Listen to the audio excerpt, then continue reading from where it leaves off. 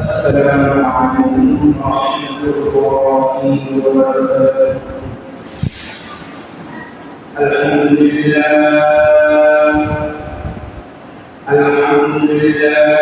الذي جعل الشمس والقمر بحسبان والنجم والشجر يسجدان وفضل السماء على حسبان كما فضل آدم على حسبان وإن سعى على إنسان ونشهد أن لا إله إلا الله وحده لا شريك له ونشهد أن سيدنا وسندنا وحبيبنا وطبيبنا وطبيب قلوبنا مولانا محمدا عبده ورسوله صلى الله تعالى عليه وعلى آله وأصحابه وبارك وسلم تسليما كثيرا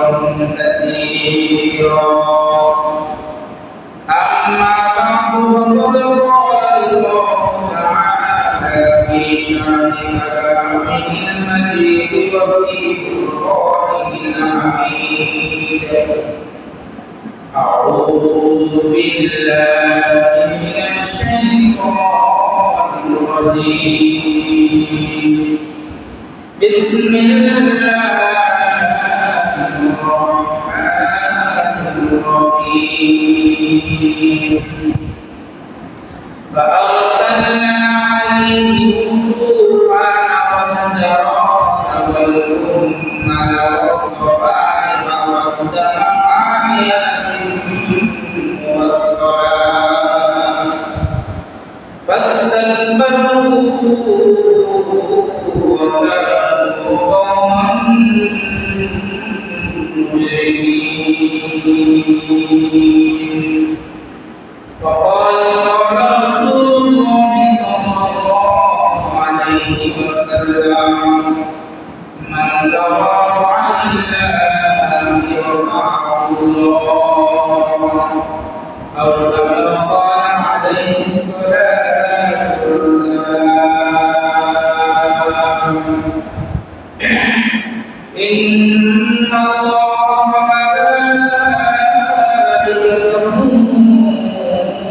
يصلون على النبي يا أيها الذين آمنوا صلوا عليه وسلموا تسليما اللهم صل على محمد وعلى آل محمد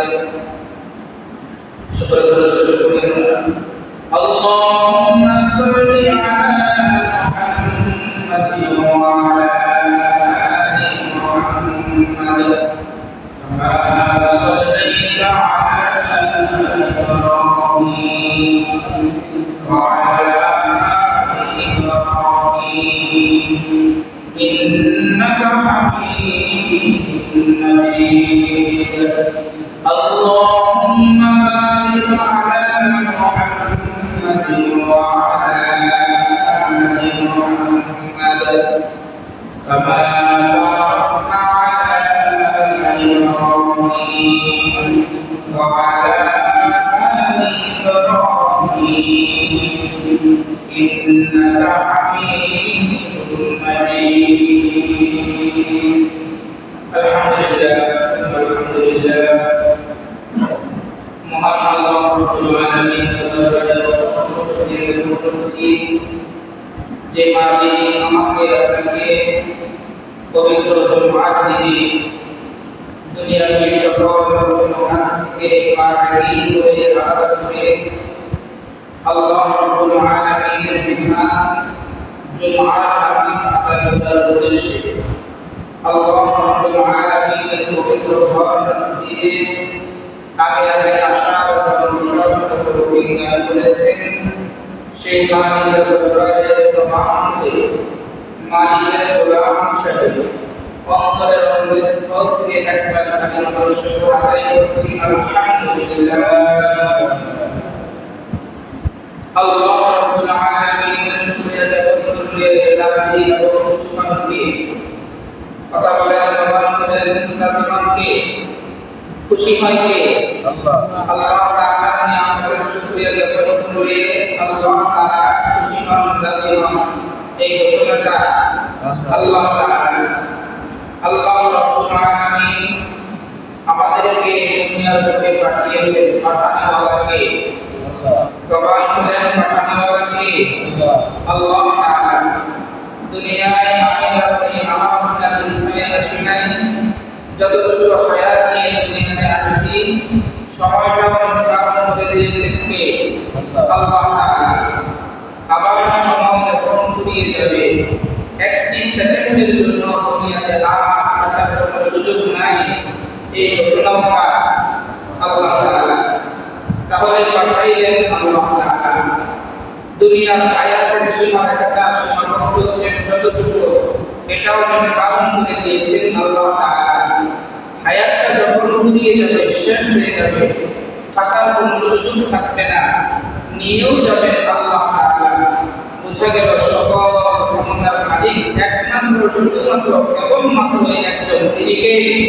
আল্লাহ তাআলা। আল্লাহ ছাড়া আর কোনো মাবুদ নাই, এটা আমাদের অন্তরের বিশ্বাস। তাওহীদি কালিমা লা ইলাহা ইল্লাল্লাহ, আল্লাহ ছাড়া আর কোনো মাবুদ নাই, এটা আমাদের অন্তর থেকে বিশ্বাস করি, ঠিক কি না? জবান দিয়ে স্বীকার করি, অন্তর থেকে বিশ্বাস করি। এই জন্যই আমি মুমিন, এই জন্যই আমি মুসলমান। সুবহানাল্লাহ। এই কালিমা এক কালিমা, লা ইলাহা ইল্লাল্লাহ, লা ইলাহা ইল্লাল্লাহ। আমাদের উস্তাদ খুব সুন্দর ভাবে বলতেন ক্লাসের মধ্যে, যে একটু জিকির করে, লা ইলাহা ইল্লাল্লাহ, লা ইলাহা ইল্লাল্লাহ, লা ইলাহা ইল্লাল্লাহ। জবান দিয়ে এইভাবে জিকির করা এবং অন্তর থেকে এটা অনুভব করা। অনুভূতি কি? অনুভবটা কি? যে একমাত্র আল্লাহ ছাড়া আর কোনো মাবুদ নাই, লা ইলাহা, কোনো ইলাহ নাই, ইল্লাল্লাহ, একমাত্র আল্লাহ ছাড়া। এটা অন্তর থেকে কি করা? অনুধাবন করা, অনুভব করা, এটা নিজে নিজে ফিল করা। তাহলে অন্তর থেকে একটা শান্তি, প্রশান্তি অনুভব করে, ঠিক কিনা? এই জন্য আমরা এক আল্লাহর ইবাদত করি। এক আল্লাহ আমাদেরকে দুনিয়ায় প্রেরণ করেছেন। আমাদেরকে যিনি খাওয়ান, দাওয়ান, লালন পালন করেন, রিজিক দাতা, তিনিও কে? আল্লাহ। জবান খুলেন, তিনি কে? আল্লাহ তাআলা।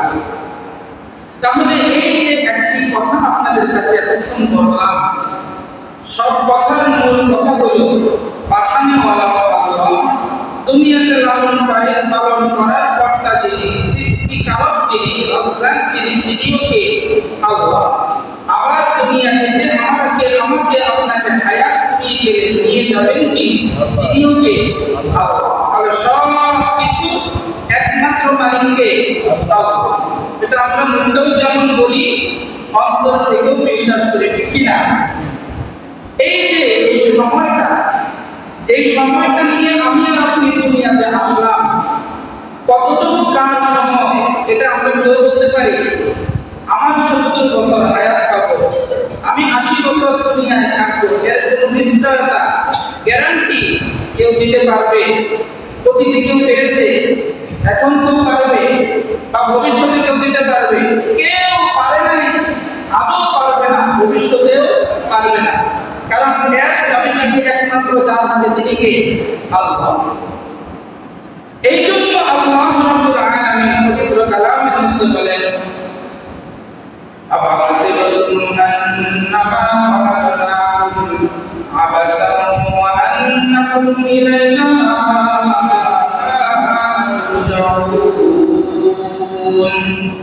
বান্দা তুমি জেনে নাও, তুমি শুনে নাও, এত সুন্দর একটা পৃথিবী আমি আল্লাহ প্রতিদিন আসমানটাকে দান করিয়ে রেখেছি। এত সুন্দর একটা জমিন তোমাকে আমি আল্লাহ দান করেছি। এই জমিন এবং আসমানের মাঝখানে তোমাকে এত হাজার হাজার নিয়ামত দান করেছি। এই সব কিছু দেওয়ার পিছনে মালিক কেবলমাত্রই আমি আল্লাহ।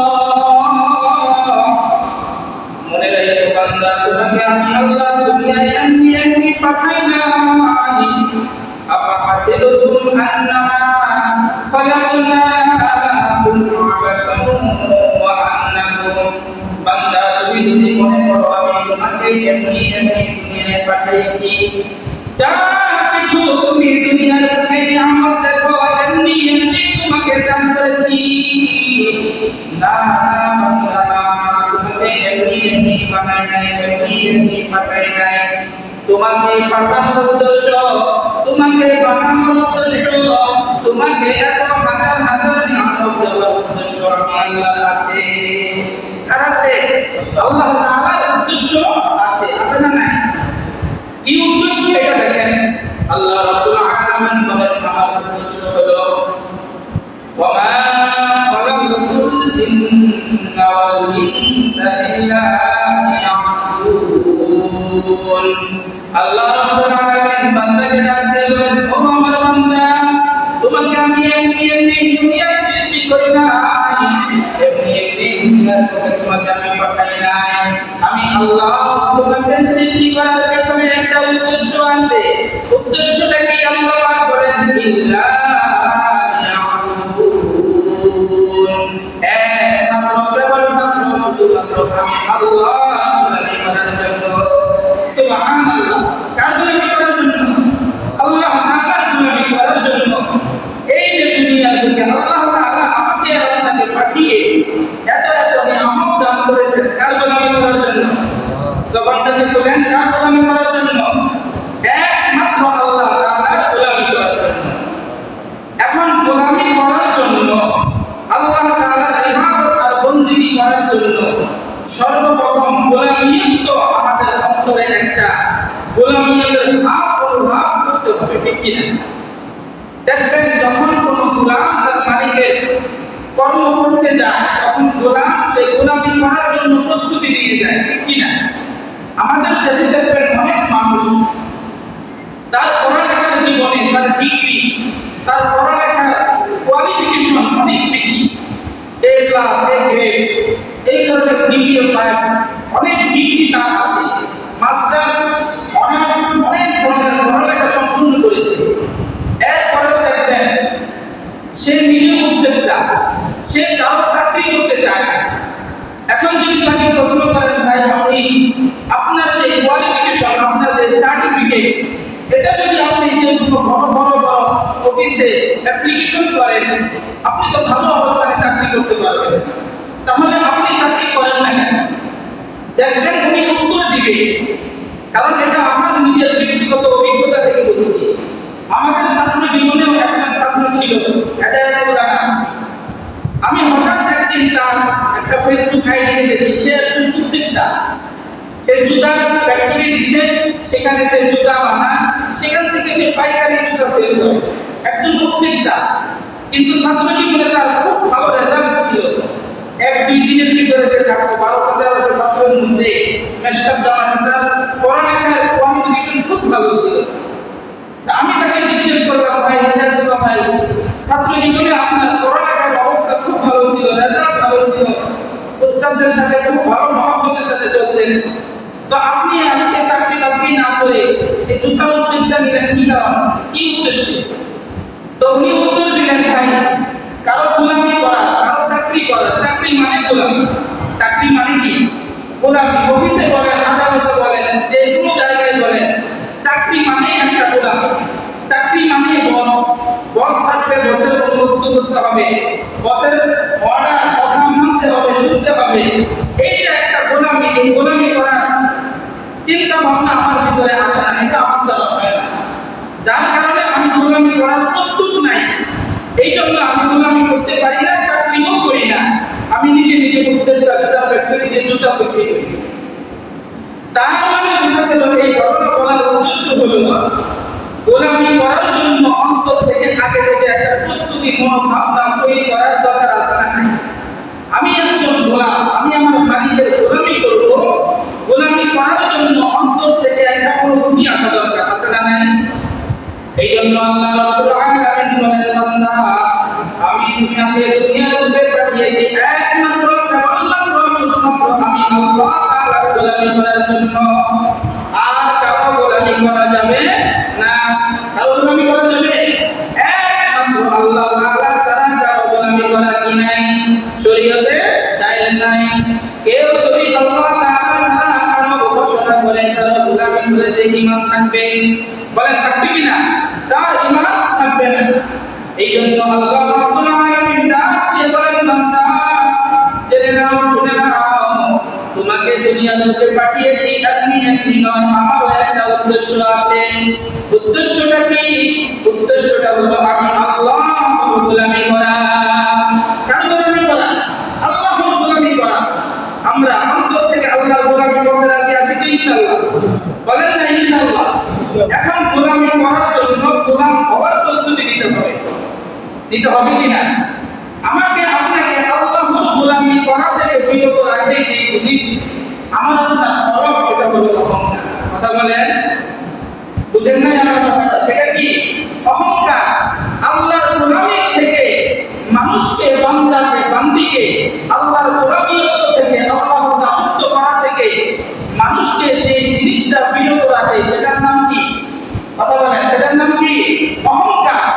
আজকে দেখবেন মানুষ টাকা অহংকারে, অহমিকায়, গম্ভীর্যতায় সে দেখবেন আল্লাহকে আল্লাহ বলে, আল্লাহর ইবাদত করতে হবে, এই ধরনের সম্মানিততা তার ভিতরে আসে না। এমন মানুষ আছে না নাই? কথা বলেন, আছে না নাই? দেখবেন কিছু টাকা পয়সা হয়ে গেলে আর মসজিদে ঢুকে না, এমন মানুষ আছে না নাই? দেখবেন পড়ালেখার একটা অহংকার অন্তরে চলে আসলে, আমি অমুক, আমি তমুক, আমার এই অবস্থা, আমার সেই অবস্থা, এই ধরনের অহংকার অহমিকায় তাকে ইসলামের পথ থেকে বিরত করে দেয়। এরকম মানুষ আছে না নাই? আবার দেখবেন ক্ষমতার চেয়ারের অহমিকা, অহংকার, ক্ষমতার আওয়াজ তাকে ইসলাম থেকে দূরে সরিয়ে দেয়। এরকম মানুষ আছে না নাই? এই জন্য অহংকার এমন এক বস্তু, অহংকার এমন একটি জিনিস যেটা মানুষের অন্তরে, অহংকারের কারণে আল্লাহ তাআলার ইবাদত থেকে বান্দা দূরে সরে যায়। আছে না নাই? কথা বলেন, আছে না নাই? এর জ্বলন্ত প্রমাণ আমি গত 3 জুমার আগে দিয়েছিলাম। ইবলিস, আমরা এই ইবলিসের নাম বা ইবলিসের নাম আমরা কম বেশি সবাই জানি কিনা? কথা বলেন, ইবলিসের নাম আপনারা শুনেন নাই? এমন কেউ মুসলমান আসেননি? প্রতিনিয়ত যে ইবলিস আমাকে আপনাকে ধোঁকার মধ্যে ফেলায়, ইসলাম থেকে দূরে সরিয়ে রাখে, আল্লাহর গোলামি করা থেকে বিরত রাখে, একমাত্র তিনি কে? কথা বলে ইবলিস। তিনি কে? ইবলিস। এই ইবলিস একমাত্র অহংকারের কারণে, কিসের কারণে? কথা বলেন, কিসের কারণে? অহংকারের কারণে আল্লাহ তাআলা ইবলিসকে আদেশ করেছিলেন আদমকে সাজদা করার জন্য। ইবলিস আদমকে সাজদা করে নাই। আল্লাহ তাআলা ইবলিসকে প্রশ্ন করলেন, আজকে তোমাকে আমার আদেশ থেকে বিরত রাখার পিছনে কোন জিনিসটা কাজ করছে? ইবলিস উত্তর দিয়েছে যে আমি আদম থেকে উত্তম, কথা তার ভিতরে একটা অহংকার কাজ করছে। কথা বলুন ঠিক কিনা? ইবলিস কি উত্তর দিয়েছে? আমি আদম থেকে উত্তম, আমি ইবলিস আদম থেকে উত্তম। কেন? খালাকাতানি মিন নার ওয়া খালাকাতাহু মিন তিন। আল্লাহ আপনি তো আমাকে আগুন দিয়ে সৃষ্টি করেছেন, আর আদম যে সৃষ্টি করেছেন তো মাটি দিয়ে। মাটির স্বাভাবিক স্বভাব হলো নিচের দিকে যাওয়া, আগুনের স্বাভাবিক স্বভাব হলো উপরের দিকে যাওয়া। সুতরাং যেটা উপরে থাকে সেটা উত্তম, আর যেটা নিচে থাকে সেটা অধম। তাহলে যুক্তির অনুপাতে আমি ইবলিস আগুনের তৈরি, আমার আর উপরের দিকে যাওয়া, আমি উত্তম। আর যৌক্তিক অনুপাতে আদম মাটির তৈরি, অখলাকাতাহু মিন তিন। আপনি আদমকে সৃষ্টি করেছেন মাটি দিয়ে, মাটির স্বভাব হলো নিচের দিকে যাওয়া, আর যেটা নিচে যায় সেটা অধম। তাহলে আমি ইবলিস উত্তম আর আদম অধম। আদমকে সিজদা করি। এই কথাটা যে যুক্তিকে বললেন আল্লাহর সাথে ইবলিস, কিসের কারণে? কথা বলেন, কিসের কারণে? অহংকারের কারণে। কিসের কারণে?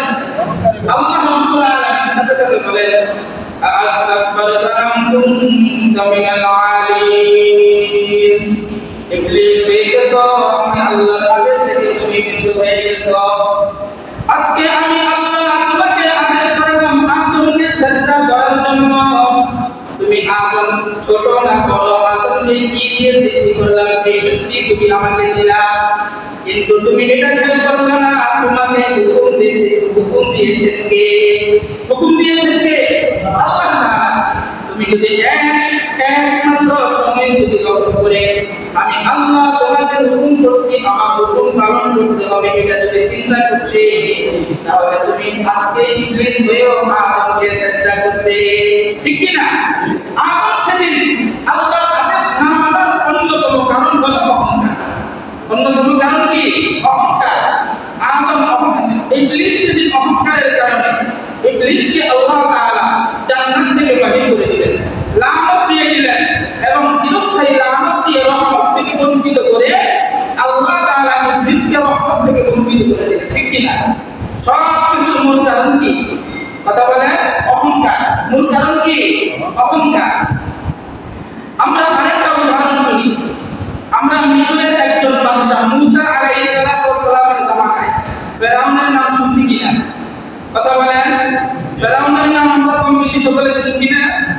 এই যে ফেরাউন, তিনি যে ধ্বংসের দিকে চলে গেছিলেন কিসের কারণে? কথা বলেন, কিসের কারণে? অহংকারের কারণে। ফেরাউন যখন দেখছে তার টানা 40 বছর এক বিন্দু পরিমাণ তার কোনো রোগ বালা নাই, অসুস্থতা নাই, একটা হাঁচিও আসে না, কাশিও আসে না, পেটে ব্যথা, মাথা ব্যথা, কোনো প্রকারের ব্যথা তার অনুভব হয় নাই, সে তখন আস্তে আস্তে তার ভিতরে একটা অহংকার চলে আসে। টানা 40টা বছর আমার কোনো ধরনের রোগ নাই, কোনো ধরনের বিপদ নাই, মুসিবত নাই, তাহলে তো আমি সাধারণ মানুষের মতো মানুষ নই, আমি ভিন্ন কিছু। এই যে একটা অহংকার চলে আসে। আমাদের তো এখন বর্তমান সময়ে অনেক মুসলমানের অসুস্থতা আসলে, মুসিবত আসলে, পেরেশানি আসলে আমরা অনেক সময় এই কথাও বলে ফেলি, আল্লাহ শুধু মনে হয় খালি বিপদ দেওয়ার ক্ষেত্রে আমারই দেখে, বলে কিনা? কথা বলেন, বলে কিনা? বিশেষ করে এই কথাগুলো মহিলারা বেশি বলে। দেখবেন একটা বিপদের পরে আরেকটা বিপদ আসলে দেখবেন এক সময় অতিষ্ঠ হয়ে এই কথাও বলে যে আল্লাহ নয় মুসিবতে বাড়ানোর ব্যাপারে আল্লাহ খালি আমারই দেখছে, বলে কিনা? কথা বলেন, বলে কিনা? কিন্তু মুসিবত, পেরেশানি, অসুস্থতা, রোগবালা এগুলো আল্লাহর পক্ষ থেকে একটা পরীক্ষা। কথা বলেন, এগুলো আল্লাহর পক্ষ থেকে কি পরীক্ষা? ধৈর্য ধারণ করতে হবে, আল্লাহ তাআলার কাছে বলতে হবে আল্লাহ অসুস্থতা দেওয়ার মালিক যেমন আপনি আল্লাহ, আবার সুস্থতা করে দেওয়ার মালিক আপনি আল্লাহ। আমি আপনার বান্দা, গোলাম, অসুস্থতাকে বরদাস্ত করতে পারি না, সুতরাং আপনার কাছে চাই আল্লাহ আপনি আমাকে সুস্থতার নিয়ামত দান করেন, ঠিক কি না? এইভাবে আমাদের বলা উচিত, এটাই হলো আমাদের পরীক্ষা। কিন্তু আমরা এই মুসিবত, পেরেশানি, বিপদ বালা এগুলোকে আমরা অনেক সময় আল্লাহ তাআলার পক্ষ থেকে পরীক্ষা না মনে করে আল্লাহ তাআলার গজব মনে করি। আছে না নাই? কথা বলেন, আছে না নাই?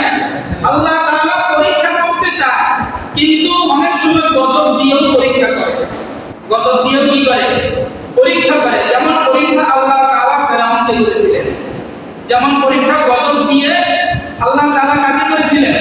ফেরাউনকে করেছিলেন। কোরআনের থেকে বলছি, আল্লাহ রাব্বুল আলামিন বলেন فأرسلنا عليهم الطوفان والجراد والقمل والضفادع والدم آيات مفصلات فاستكبروا وكانوا قوما مجرمين। আল্লাহ রাব্বুল আলামিন ফেরাউনকে পরীক্ষা করেছিলেন গজব দিয়ে। কি গজব? দেখেন, فأرسلنا عليهم الطوفان, আল্লাহ রাব্বুল আলামিন ফেরাউনের জামানায় একটা বড় তুফান দিয়েছিলেন। বলেন, কি দিয়েছিলেন? তুফান দিয়েছিলেন। যে তুফানের কারণে ফেরাউনের বংশধরের, ফেরাউনের গোষ্ঠীর যত ঘর বাড়ি ছিল সব উড়ে চলে যাচ্ছিল। তুফান দিয়েছিলেন কে? আল্লাহ তাআলা। যখন এইভাবে গোটা এলাকার এলাকার মধ্যে তুফান প্রবাহমান শুরু হয়ে গেছে। এবার ফেরাউনের সকল গোষ্ঠী দল মিলে ফেরাউনের কাছে গেছে। ফেরাউনের কাছে গিয়ে বলতেছে, আপনি তো আল্লাহ দাবি করেন, তাহলে তুফান বন্ধ করেন। কিন্তু ফেরাউন তো জানতো আমি ফেরাউন এই তুফান বন্ধ করতে পারবো না। এই তুফান বন্ধ করার মালিক কে? আল্লাহ। এটা ফেরাউন জানতো কিনা? এই জন্য ফেরাউন গোপনে রাতে অন্ধকারে আল্লাহ তাআলার কাছে দোয়া করলেন, আল্লাহ এই তুফান দিয়েছেন আপনি আল্লাহ, আবার তুফান বন্ধ করার মালিকও শুধুমাত্র আপনি আল্লাহ। সুতরাং এই তুফান বন্ধ করে দেন, আমার আল্লাহই করার সুযোগ করে দেন। এই দোয়া কে করলেন? আল্লাহর কাছে। কি করছেন? ফেরাউন করছেন। ফেরাউন থেকে বলছি, ফাআরসালনা আলাইহিম তুফান। আল্লাহ তাআলা ফেরাউনকে তুফানের গজব দিয়ে পরীক্ষার মধ্যে ফেলেছিলেন। যখন আল্লাহ তাআলা তুফান বন্ধ করে দিলেন, ফেরাউনের দোয়া আল্লাহ তাআলা কবুল করলেন, তুফান কি করে দিলেন? বন্ধ করে দিলেন। এবার দলে দলে মানুষ গিয়ে ফেরাউনকে আরো আল্লাহ মানা শুরু করে দিয়েছে। কারণ কি? গতকাল ফেরাউনের কাছে আসতে তুফান বন্ধ হয়ে যাওয়ার জন্য, কিন্তু রাতের আধারে ফেরাউন কার কাছে চাইছে? কথা বলেন, কার কাছে? আল্লাহ তাআলার কাছে চাইছে। এরপরে আবার ফেরাউন, আল্লাহ তাআলা ফেরাউনের দোয়াকে কবুল করছেন। কেন? ফেরাউনকে পরীক্ষা করার জন্য গজব দিয়ে। ফেরাউন তখন আল্লাহ তাআলার কাছে দোয়া করেছিলেন, আল্লাহ আপনি যদি তুফান বন্ধ করে দেন, তাহলে আমি ফেরাউন আপনার উপরে ঈমান আনবো, মুসার অনুসরণ করব। এই কথার উপরে আল্লাহ তাআলা কি করে দিয়েছে? এই তুফান বন্ধ করে দিয়েছে। যখন ফেরাউনের তুফান বন্ধ হয়ে গেছে, ফেরাউন আবার আগের মতো আল্লাহর নাফরমানিতে মগ্ন হয়ে গেছে। আল্লাহ তাআলা এরপরে আবার একটা গজব দিয়েছে। গজব কি? ফাআরসালনা আলাইহিম তুফান ওয়াল জারাদ। ওয়াল জারাদ মানে উকুন। উকুনের গজব দিয়েছে আল্লাহ তাআলা। কিসের গজব? উকুনের গজব। কেমন গজব? ফেরাউনের বংশধর যেখানে খেতে যায়, খাইতে গেলেও মাথা থেকে টপ টপ করে প্লেটের মধ্যে খালি উকুন করে। ঘুমাইতে গেলে বিছানার রড উকুনে ভরপুর হয়ে যায়। গোসল করতে গেলে পুকুরে ডুব দেয়, মুখে থেকে গোটা পুকুর উকুনে ভরে গেছে। এটা আল্লাহর পক্ষ থেকে একটা গজব শুরু হয়ে গেছে। এরপরে ফেরাউনের সকল বংশধর মিলে ফেরাউনের কাছে আসছে, উকুনে অতিষ্ঠ হয়ে গেছি আমরা, আপনি তো আল্লাহ দাবি করেন, উকুনের এই গজব থেকে আমাদেরকে হেফাজত করেন।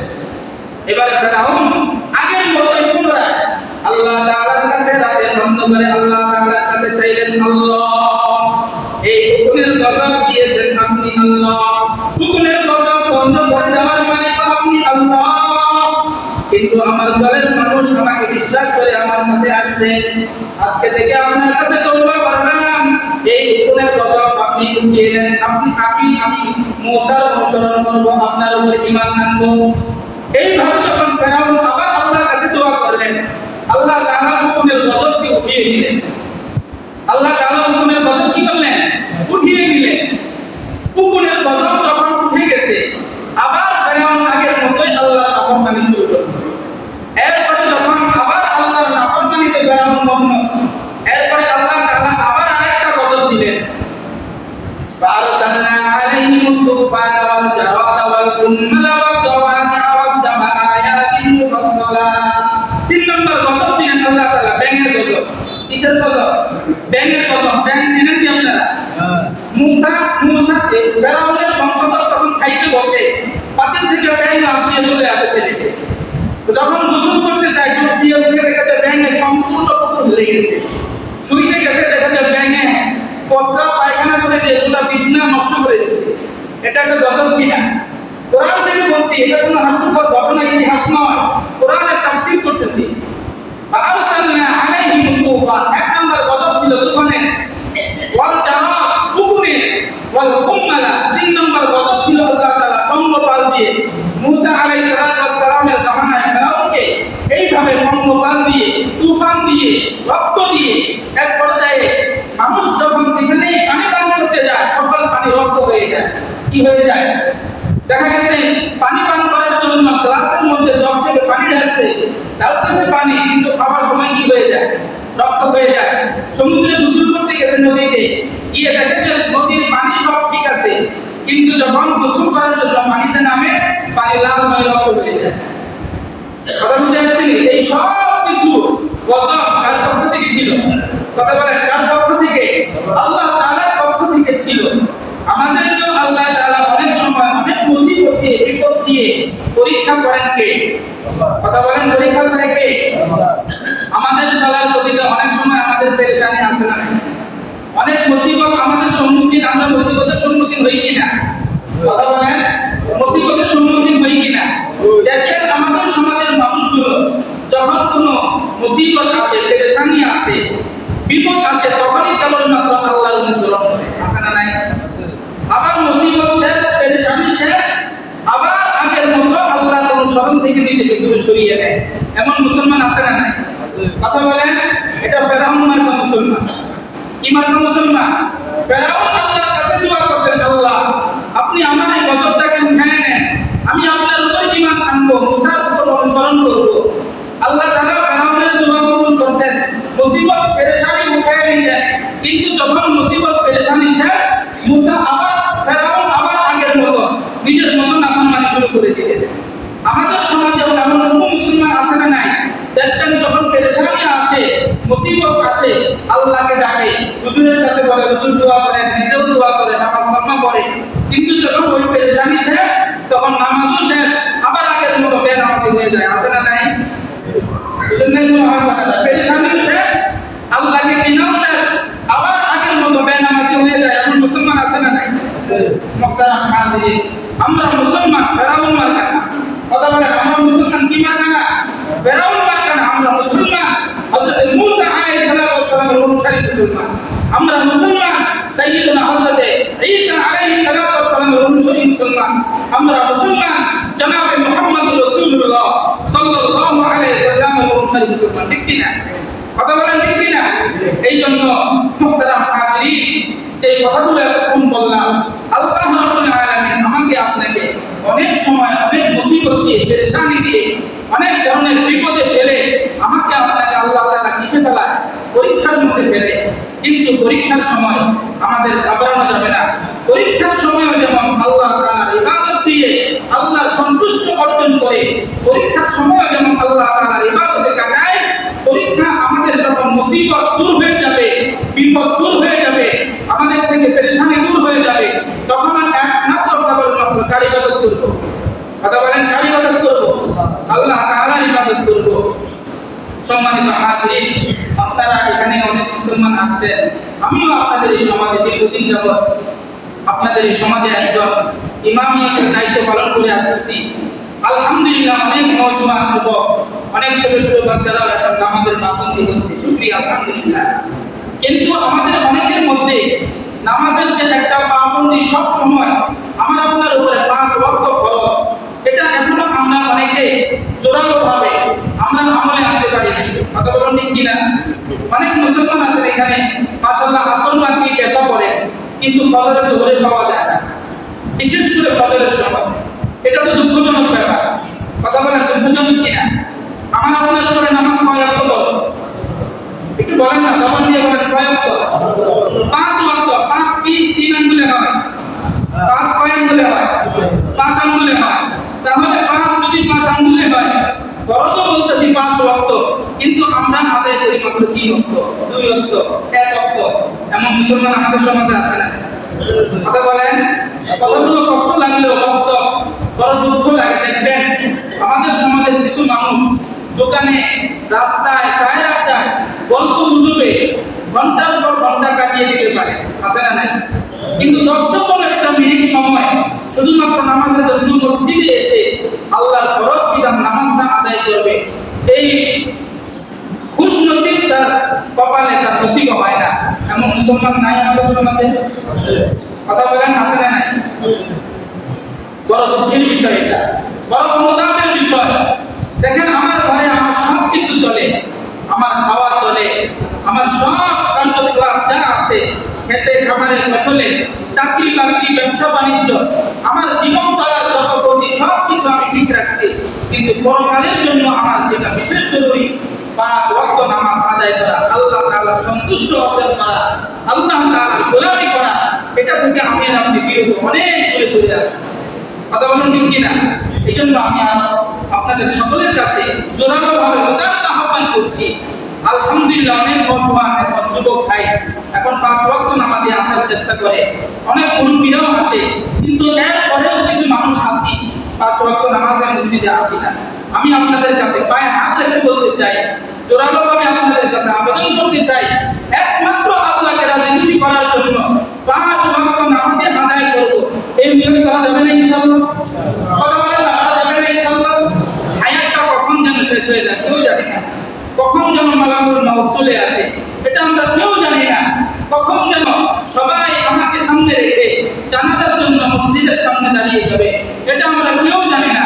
এই জন্য অন্তর থেকে নিয়ত করি, আল্লাহ পাঠাইছেন তো আপনি, আল্লাহ আমি তো আপনারই গোলাম, আমি আপনারই গোলাম, আপনার ইবাদত যেন যথাসময়ে যথাযথভাবে আদায় করতে পারি, আপনি মাওলা আমাকে সেই তৌফিক দান করিয়ে দিন।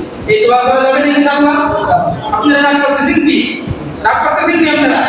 এটা আপনাদের কাছে বলা আমার ইমানি দায়িত্ব, কিন্তু তারা নামাজে আসেন না, 5 ওয়াক্ত নামাজ পড়েন না, এটা আপনাদের অন্তর থেকে যদি দেখা না আসে, অন্তর থেকে যদি আপনার অন্তরের ভিতরে যদি অনুভূতি না হয় যে আমি একজন মুসলমান, আমার সর্বপ্রথম দায়িত্ব হলো আমার ঈমানকে ঠিক রাখা, ততক্ষণ আপনার দ্বারা আপনার সমাজ কোনো ধরনের পরিবর্তন হবে না, আপনার পরিবারের মধ্যে পরিবর্তন আসবে না, আপনার সমাজের মধ্যে পরিবর্তন আসবে না, আপনার ইউনিয়নে পরিবর্তন আসবে না, আপনার দেশে কোনো ধরনের পরিবর্তন আসবে না। আগে নিজেকে পরিবর্তন করতে হবে, আগে যাকে পরিবর্তন করতে হবে নিজেকে পরিবর্তন করতে হবে। পারা যাবে না ইনশাআল্লাহ?